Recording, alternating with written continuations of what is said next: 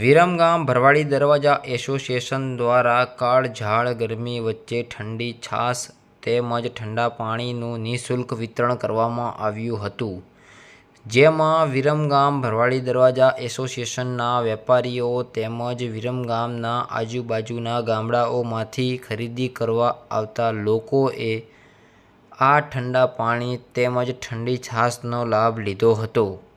Viramgam town police સ્ટેશનના PI AJ. Chaudhary સાહેબે તેમજ પોલીસ સ્ટાફે હાજરી આપી હતી. Faizal Vora, western metro news, Viramgam.